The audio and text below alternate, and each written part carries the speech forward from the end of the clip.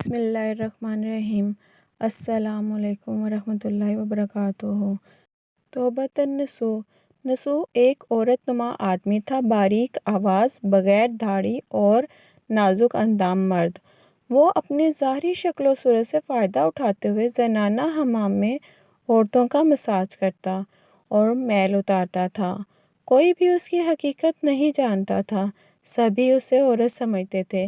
یہ طریقہ اس کے لیے ذریعہ معاش بھی تھا اور عورتوں کے جسم سے لذت بھی لینا تھا۔ کئی بار ضمیر کے ملامت کرنے پر اس نے اس کام سے توبہ بھی کر لی، لیکن ہمیشہ توبہ توڑتا رہا۔ ایک دن بادشاہ کی بیٹی حمام گئی۔ حمام اور مساج کرنے کے بعد پتہ چلا کہ اس کا گرا بہا گوہر، موتی یا ہیرا کھو گیا ہے۔ بادشاہ کی بیٹی نے حکم دیا کہ سب کی تلاشی لی جائے۔ سب کی تلاشی لی گئی، ہیرا نہیں ملا۔ نسوء رسوائی کے ڈر سے ایک جگہ چھپ گیا۔ جب اس نے دیکھا کہ شہزادی کی کنیزیں اسے ڈھونڈ رہی ہیں تو سچے دل سے خدا کو پکارا اور خدا کی بارگاہ میں دل سے توبہ کی اور وعدہ کیا کہ آئندہ کبھی بھی یہ کام نہیں کروں گا، میری لاج رکھ لے مولا۔ دعا مانگ ہی رہا تھا کہ اچانک باہر سے آواز سنائی دی کہ نسوء کو چھوڑ دو، ہیرا مل گیا ہے۔ نسوء نم آنکھوں سے شہزادی سے رخصت لے کر گھر آ گیا۔ نسوء نے قدرت کا کرشمہ دیکھ لیا تھا اور ہمیشہ ہمیشہ کے لیے اس کام سے توبہ کر لی۔ کئی دنوں سے حمام نہ جانے پر ایک دن شہزادی نے بلاوا بھیجا کہ حمام آ کر میرا مساج کرے، لیکن نسوء نے بہانہ بنایا کہ میرے ہاتھ میں درد ہے، میں مساج نہیں کر سکتا ہوں۔ نسوء نے دیکھا کہ اس شہر میں رہنا اس کے لیے مناسب نہیں ہے۔ سبھی عورتیں اس کو چاہتی ہیں اور اس کے ہاتھ سے مساج لینا پسند کرتی ہیں۔ جتنا بھی غلط طریقے سے مال کمایا تھا سب غریبوں میں بانٹ دیا اور شہر سے نکل کر کئی میل دور ایک پہاڑی پر ڈیرا ڈال کر اللہ کی عبادت میں مشغول ہو گیا۔ ایک دن اس کی نظر ایک بھینس پر پڑی جو اس کے قریب گھاس چر رہی تھی۔ اس نے سوچا کہ یہ کسی چرواہے سے بھاگ کر یہاں آ گئی ہے۔ جب تک اس کا مالک نہ آ جائے تب تک میں اس کی دیکھ بھال کر لیتا ہوں، لہٰذا اس کی دیکھ بھال کرنے لگا۔ کچھ دن بعد ایک تجارتی قافلہ بھول کر ادھر آ گیا جو سارے پیاس کی شدت سے نڈھال تھے۔ انہوں نے نسوء سے پانی مانگا۔ نسوء نے سب کو بھینس کا دودھ پلایا اور سب کو سیراب کر دیا۔ قافلے والوں نے نسوء سے شہر جانے کا راستہ پوچھا۔ نسوء نے ان کو آسان اور نزدیکی راستہ دکھایا۔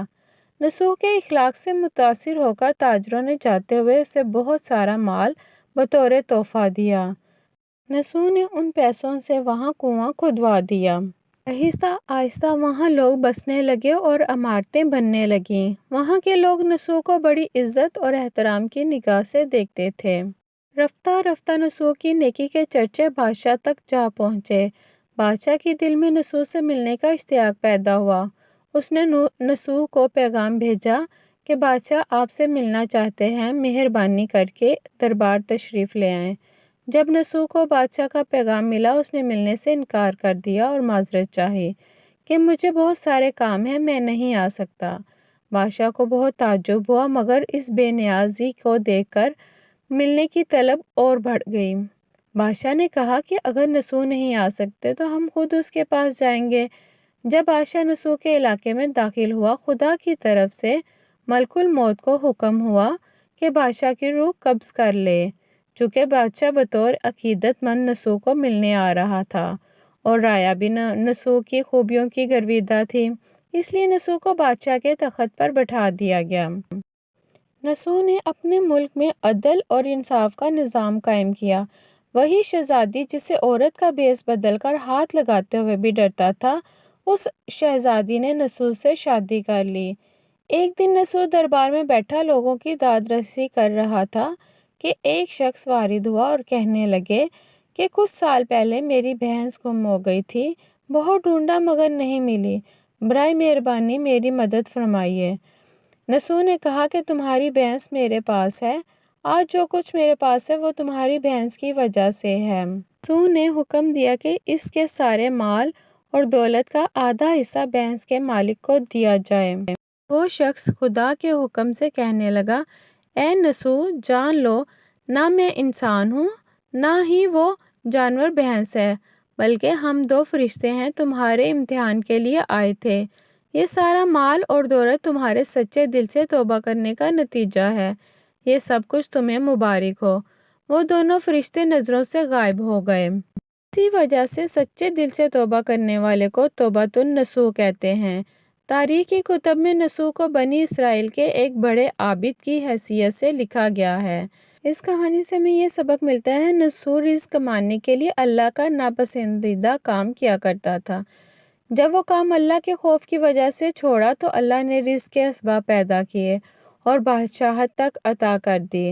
حرام طریقے سے لذت حاصل کرنا چھوڑا تو اللہ نے نکاح میں شہزادی دے دی۔ اللہ تعالیٰ سب کی توبہ کرنے اور تا دم مرگے اس توبہ پر قائم رہنے کی توفیق عطا فرمائے۔ آمین یا رب العالمین۔ میری ویڈیو اچھی لگی ہو تو میرے چینل کو لائک کریں، سبسکرائب کریں اور شیئر کریں۔ جزاک اللہ خیرہ۔